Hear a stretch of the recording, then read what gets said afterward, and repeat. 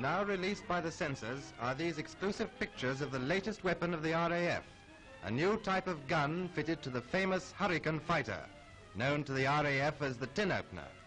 And as you'll see, it's not a bad name either.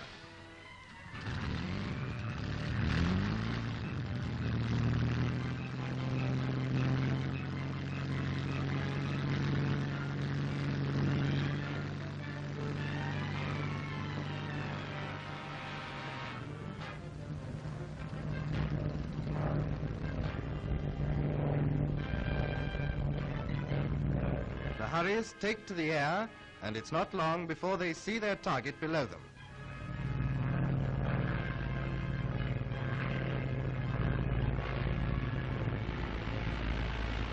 They now peel off and quickly take up battle formation, diving over the heads of our advancing troops.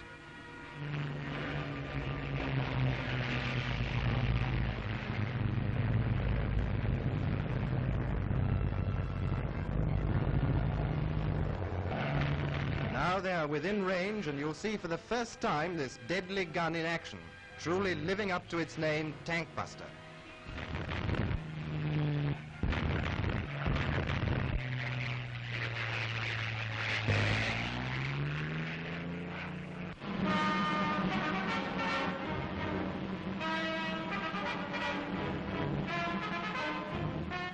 During the Easter holidays, some 700 Allied troops were entertained by Nahas Pasha, Prime Minister of Egypt.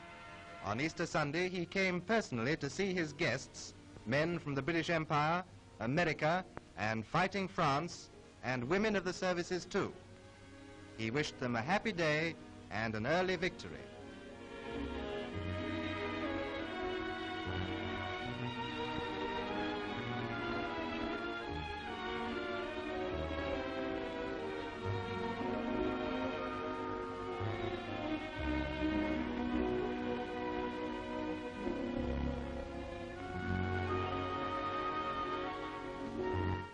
Three Nile steamers took the party down the river to the famous barrage gardens.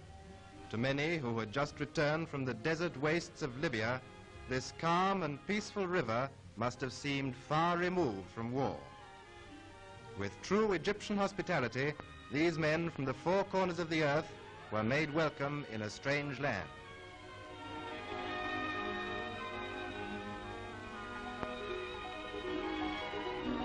Spring was in the air, and the trees were in full flower, and the air noisy with the chatter of myriads of egrets which were nesting in the treetops like living blossoms. On the lawns of these lovely gardens, a concert party entertained the troops, and didn't they enjoy it?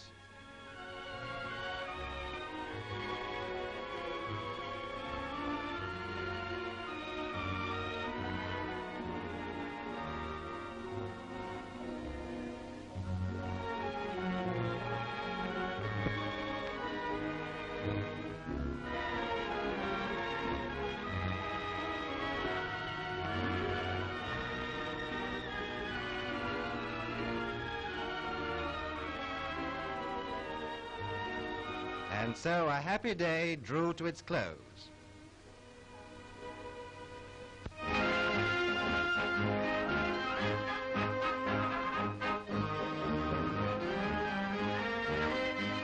Here we see some of the work carried out by the unseen army behind the battlefront.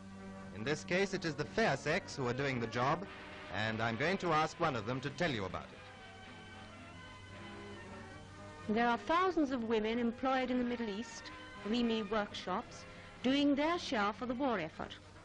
These girls, comprising 15 nationalities, are repairing electrical equipment. 9 months ago, these burnt-out generators and self-starters were junk for the scrap heap, but their deft fingers soon repaired them and got them into working order once more.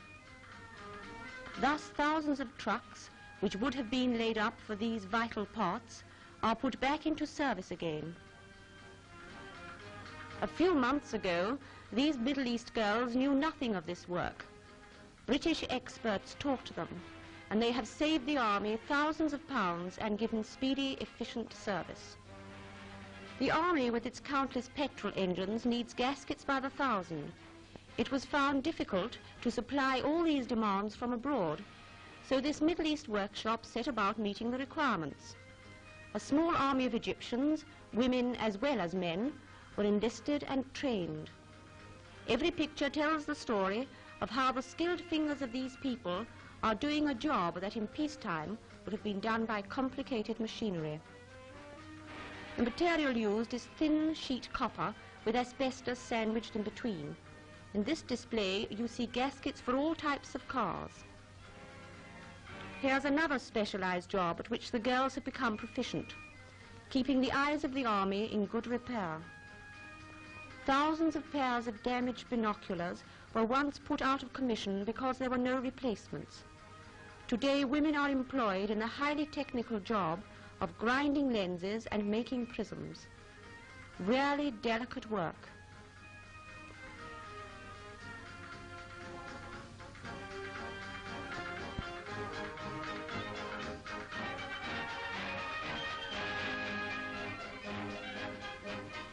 These glittering diamonds are some of the gems of their handicraft.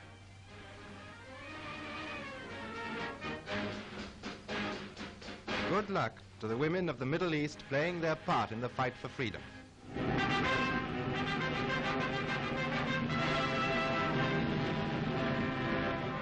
Sir Marshal Tedder, commanding the Allied Air Force in the Mediterranean, pays a flying visit to Malta to see things for himself.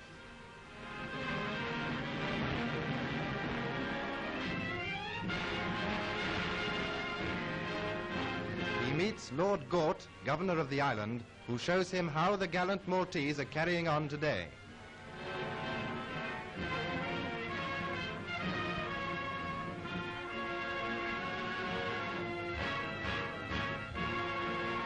As soon as supplies arrive in the harbour at Maletta, the ships are quickly unloaded.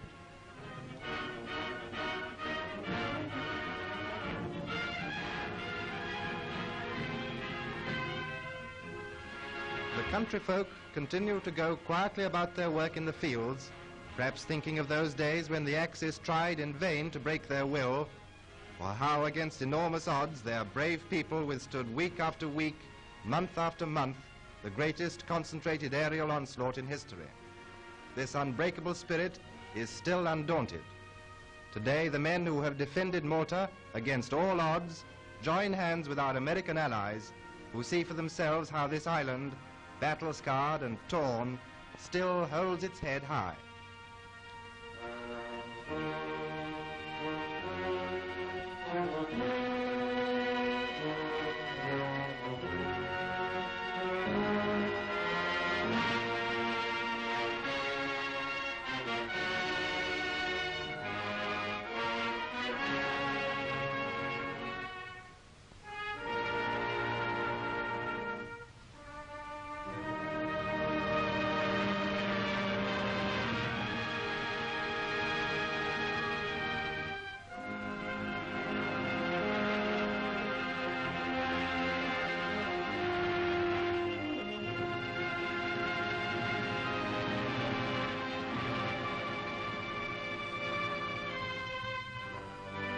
To celebrate its 25th anniversary, the RAF gave a display of its own.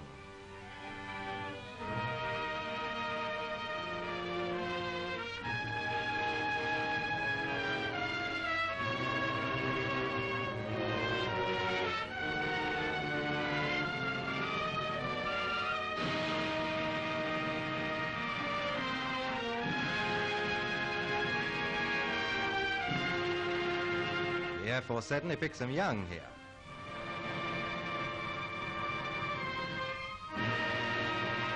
Incidentally, it was a Spitfire such as this which brought down the 1000th Axis plane.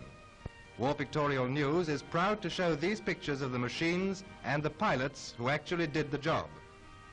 Here is Squadron Leader Lynch of California, USA, who brought down the 1000th plane, being congratulated by Pilot Officer Osborne of readying England, who bagged number 1001.